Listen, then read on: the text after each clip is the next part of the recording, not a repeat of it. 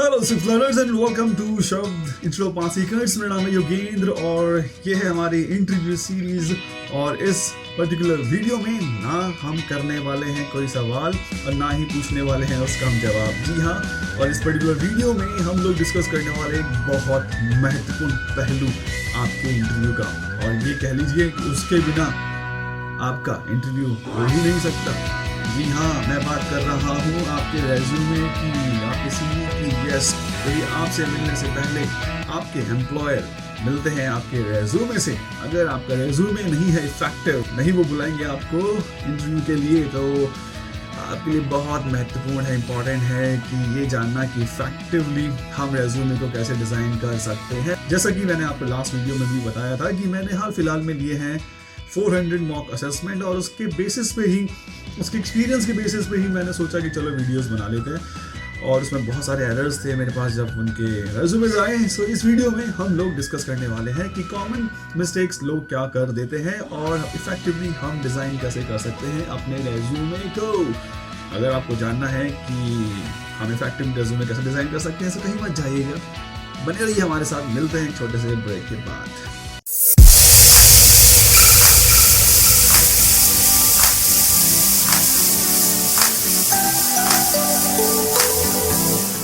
स्वागत है आपका ब्रेक के बाद। चलिए शुरू करते हैं अपना वीडियो। और इस वीडियो में पहले पार्ट में हम लोग डिस्कस करने वाले हैं कॉमन एरर्स जो हमसे हो जाते हैं रेज्यूमे को डिजाइन करते वक्त।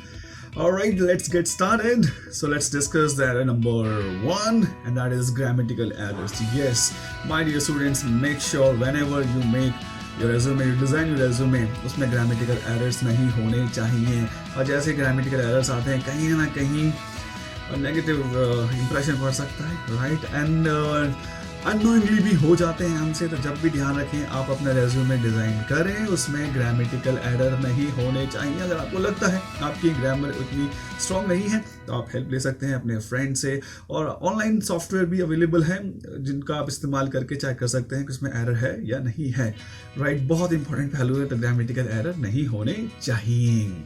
और एक रिसर्च के हिसाब से 58% रेज्यूमेज में ग्रामेटिकल एरर्स होते हैं, याद रखें, बहुत इंपॉर्टेंट पहलू है ये।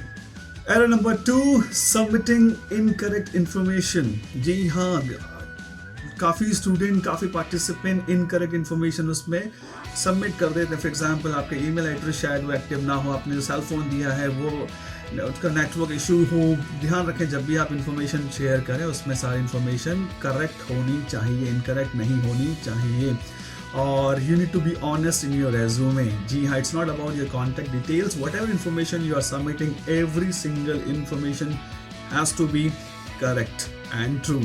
Because अगर कहीं भी रेज्यूमे में उसने पढ़ा और उन्होंने आपसे बात करी और कहीं भी लगा कि वो झूठ है तो आपकी जॉब तो लगने वाली नहीं है। ध्यान रखना है इस बात का, ऑलराइट। एरर नंबर 3, ये बहुत इंपॉर्टेंट है, giving the same resume to everyone. Yes, how could you do this?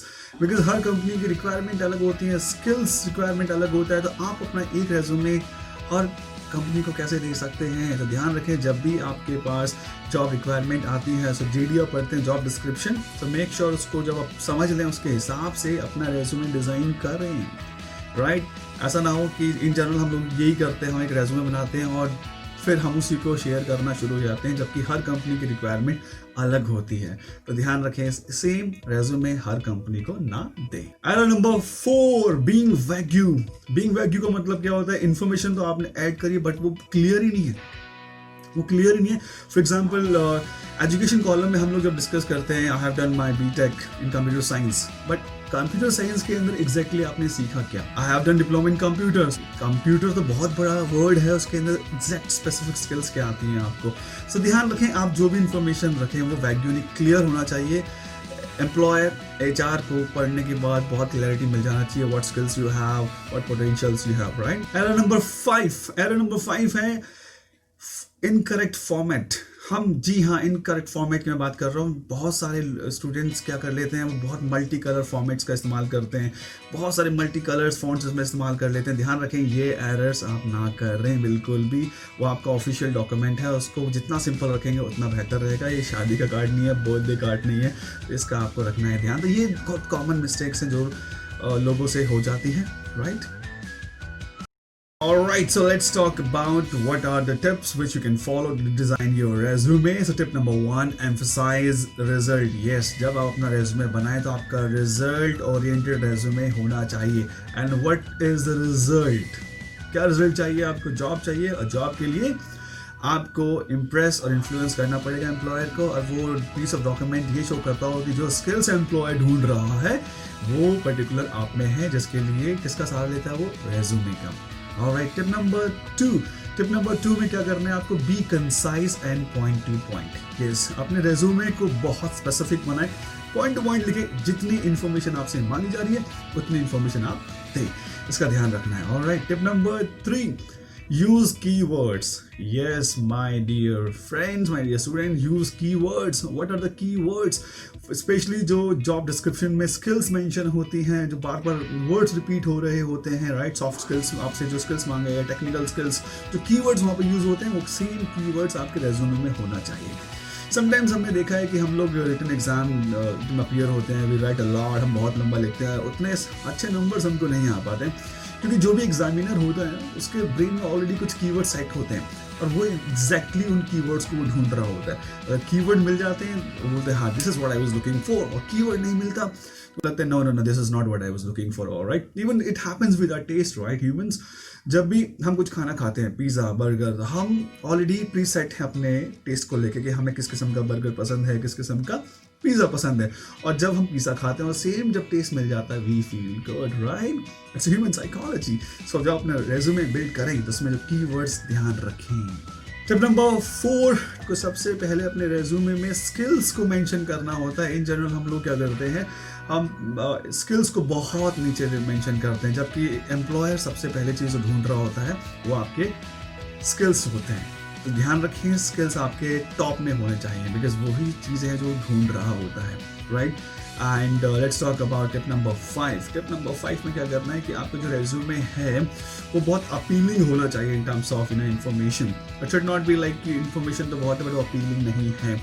Appealing के लिए आप क्या कर सकते हैं, आप लिंक्डइन पे जा सकते हैं और आप हेल्प ले सकते हैं लोगों से कि आप रेज्यूमे को अपीलिंग कैसे बना सकते हैं, राइट? टिप नंबर 5 में क्या करना है आपको, जब अपना रेज्यूमे बनाएं तो ध्यान रखें उसमें जो आपको फॉन्ट स्टाइल यूज़ करना है. फॉन्ट स्टाइल में आप जो टाइप्स आप यूज़ कर सकते हैं वो टाइम्स रोमन, एरियल, वर्दाना. जी हाँ, टाइम्स रोमन, एरियल, वर्दाना.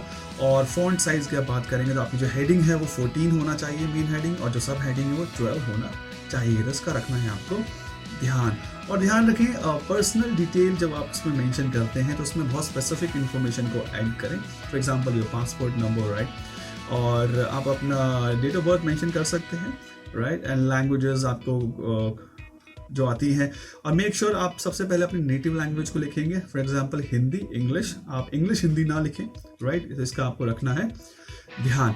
अगर मैं बात करूँ लेंथ की, तो लेंथ आपका ऑन एन एवरेज अगर फ्रेशर हैं तो आप 1 पेज रख सकते हैं. अगर आपके पास 2 या 3 साल का एक्सपीरियंस है तो आप मैक्सिमम 2 पेजेस का लेंथ रख सकते हैं, राइट? उससे ज़्यादा आप ना रखें लेंथ, ये आपको रखना है ध्यान.